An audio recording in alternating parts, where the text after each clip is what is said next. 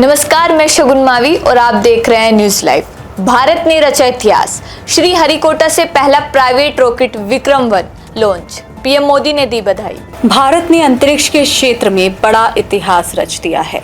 हैदराबाद की private space company Skyroot aerospace का विक्रम-1 रॉकेट आंध्र प्रदेश के श्रीहरिकोटा स्थित इसरो के लॉन्च सेंटर अपने पहले ऑर्बिटल मिशन के लिए लॉन्च हो गया है। यह मिशन केवल स्काई रूट के लिए ही नहीं बल्कि पूरे देश के लिए बेहद महत्वपूर्ण है। इसके साथ ही भारत दुनिया का तीसरा ऐसा देश बन गया है जहां किसी निजी कंपनी ने अपने बल पर ये उपलब्धि हासिल की है। इससे पहले यह उपलब्धि केवल अमेरिका और चीन की निजी कंपनियों को मिली है। इस रॉकेट का नाम देश के स्पेस कार्यक्रम के जनक डॉक्टर विक्रम साराभाई के सम्मान में विक्रम-1 रखा गया है। करीब 7 मंजिला यह रॉकेट लौ अर्थ ऑर्बिट में जाएगा, जो धरती से लगभग 450 किलोमीटर की ऊंचाई पर स्थित है। स्काई रूट की इस उपलब्धि पर प्रधानमंत्री नरेंद्र मोदी ने बधाई दी है। दिल्ली के नए पुलिस कमिश्नर ने आते ही लिया एक्शन। जंतर मंतर से सोनम वांगचुक को पहुंचाया अस्पताल। दिल्ली के नए पुलिस कमिश्नर अनुराग कुमार ने कार्यभार संभालने के अगले दिन ही जंतर मंतर पर 21 दिनों से आमरण अनशन पर बैठे सोनम वांगचुक को बड़ी सफाई से अस्पताल पहुंचा दिया। आज सुबह दिल्ली पुलिस के जवान सादी वर्दी में जंतर मंतर पहुंचे और मंच को चादरों से कवर कर सोनम वांगचुक को अपने साथ लेकर चले गए। दिल्ली पुलिस के डीसीपी सचिन शर्मा ने कहा कि हाईकोर्ट के आदेश अनुसार और स्वास्थ्य व मेडिकल कंडीशन को ध्यान में रखते हुए सोनम वांगचुक को उचित सरकारी अस्पताल में ले जाया गया है। वह इस समय मेडिकल निगरानी में है। वहीं दिल्ली के सफदरजंग अस्पताल में भर्ती सोनम वांगचुक की पत्नी गीतांजलि ने अंगमो ने कहा कि परिवार, डॉक्टरों और उनकी सहमति के बिना वांगचुक को कोई भी दवा नहीं दी जानी चाहिए। दूसरी ओर अब कॉकरोच जनता पार्टी के संस्थापक अभिजीत दीपके ने अनिश्चितकालीन भूख हड़ताल शुरू कर दी है। इस बीच एक महिला ने उन पर स्याही फेंकी और थप्पड़ मारने की कोशिश की, जिससे जंतर मंतर पर हंगामा मच गया। मेरठ में जिला विकास समन्वय एवं निगरानी समिति की बैठक। जन कल्याणकारी योजनाओं का लाभ लाभार्थियों तक पहुंचाने का निर्देश। सांसद अरुण गोविल की अध्यक्षता में विकास भवन सभागार मेरठ में आयोजित जिला विकास समन्वय एवं निगरानी समिति की बैठक में सभी विभागों में संचालित योजनाओं के क्रियान्वयन एवं प्रगति की समीक्षा की गई। इस अवसर पर सांसद ने कहा कि केंद्र एवं प्रदेश सरकार द्वारा संचालित जन कल्याणकारी योजनाओं का लाभ लक्षित लाभार्थियों तक पहुंचाया जाए। सांसद ने विभागों को आपसी समन्वय स्थापित कर जन समस्याओं का त्वरित समाधान करने के निर्देश भी दिए। विद्युत विभाग को सप्लाई, खराब ट्रांसफार्मर, जर्जर विद्युत पोल आदि व्यवस्थाओं को दुरुस्त कराने और नगर निगम को स्वच्छता, सार्वजनिक शौचालयों के रखरखाव और अतिक्रमण हटाने के निर्देश दिए गए।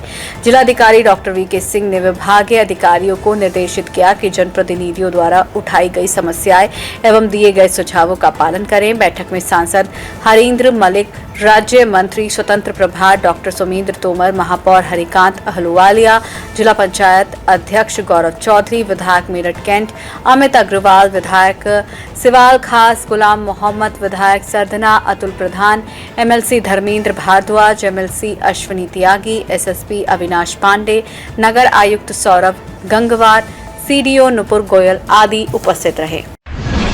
ऑपरेशन सिंदूर के बाद पहली बार नियंत्रण रेखा पर भारी गोलीबारी। भारतीय सेना ने पाकिस्तान को दिया मुंहतोड़ जवाब। पाकिस्तान अधिकृत कश्मीर में उत्पन्न हालात से देश दुनिया का ध्यान हटाने के लिए पाकिस्तानी सेना ने बीती रात राजौरी के तरकुंडी सेक्टर में भारी गोलीबारी की। भारतीय सेना ने इस गोलीबारी का मुंहतोड़ जवाब दिया। मीडिया रिपोर्ट्स के अनुसार रात करीब 11 बजे पाकिस्तानी सेना ने तरकुंडी सेक्टर में गोलीबारी शुरू कर दी। पहले भारतीय सेना ने संयम बरता, लेकिन अब गोलीबारी तेज होने लगी तो कड़ा जवाब दिया गया। इसके बाद देर रात तक लगातार रुक रुक कर गोलीबारी होती रही। वहीं वरिष्ठ सैन्य अधिकारी हालात पर नजर बनाए हुए हैं। बीते वर्ष ऑपरेशन सिंदूर के बाद पहली बार नियंत्रण रेखा पर भारी गोलीबारी हुई। इससे पहले कई बार सीमा पार से घुसपैठ के प्रयास किए गए, जिन्हें भारतीय सेना ने नाकाम कर दिया। अब उमंग ऐप से एक्टिवेट होगा universal account number. Face authentication भी जरूरी। वेबसाइट से बंद की गई सुविधा। कर्मचारी भविष्य निधि संगठन ने अपने करोड़ों सब्सक्राइबर्स के लिए एक बड़ा बदलाव किया है। ईपीएफओ ने अब अपनी आधिकारिक वेबसाइट से यूनिवर्सल अकाउंट नंबर यानी यूएएन एक्टिवेशन और नया यूएएन जनरेट करने की सुविधा बंद कर दी है। इसके साथ ही इन दोनों सर्विसेज को उमंग ऐप पर शिफ्ट कर दिया गया है और सिक्योरिटी को मजबूत करने के लिए आधार आधारित फेस ऑथेंटिकेशन जरूरी कर दिया गया है। ईपीएफओ के अनुसार डेटाबेस कंसोलिडेशन और सॉफ्टवेयर अपग्रेड के बाद ऑनलाइन सर्विसेज को फास्ट और ज्यादा सुरक्षित बनाने के लिए यह कदम उठाया गया है। वहीं वित्त मंत्रालय ने 2025 से 26 के लिए ईपीएफ पर 8.25% ब्याज दर को मंजूरी दे दी है। यह लगातार तीसरा मौका है जब सब्सक्राइबर्स को 8.25% की दर से ब्याज मिल रहा है।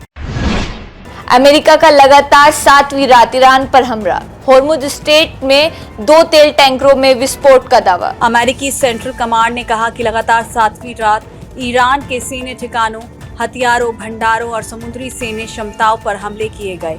अल जजीरा की रिपोर्ट के अनुसार इनमें सिरिक, बुशेहर, बंदर अब्बास, केशम द्वीप और यजद को निशाना बनाया गया। ईरानी मीडिया ने कहा कि हॉर्मुज़गान प्रांत के जस्क शहर पर मिसाइल हमलों में बिजली सुविधाओं और समुद्री पानी को मीठा बनाने वाले पंपों को निशाना बनाया गया और लॉरिस्तान प्रांत के खुरमाबाद शहर में भी कई धमाके हुए हैं।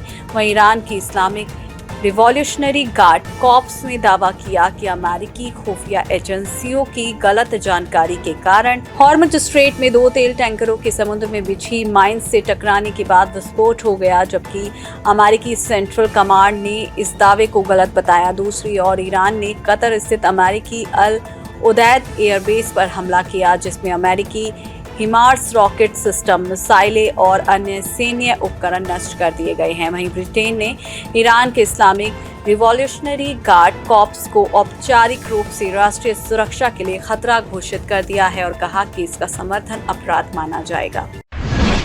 देसी गर्ल प्रियंका चोपड़ा के बर्थडे पर सामने आया वाराणसी का फर्स्ट लुक, अगले साल रिलीज होगी फिल्म। देसी गर्ल प्रियंका चोपड़ा की फिल्म वाराणसी का फर्स्ट लुक एक्ट्रेस के जन्मदिन पर जारी किया गया और इसके साथ ही फिल्म में प्रियंका बेहद सशक्त, रहस्यमयी और प्रभावशाली अंदाज में नजर आ रही हैं। एसएस राजामौली की मोस्ट अवेटेड फिल्म वाराणसी लंबे समय से सुर्खियों में है और प्रियंका चोपड़ा का ये लुक उनके किरदार की साफ झलक दिखाता है। यही वजह है कि फैंस इसे भारतीय सिनेमा में प्रियंका की शानदार वापसी के रूप में देख रहे हैं। फिल्म में महेश बाबू रुद्र के रोल में होंगे और उनका मुकाबला पृथ्वीराज सुकुमारन से होगा, जो कुंभा नाम के व्हील चेयर पर बैठे विलेन का रोल कर रहे हैं। फिल्म वाराणसी अगले साल 7 अप्रैल को सिनेमा घरों में दस्तक देगी।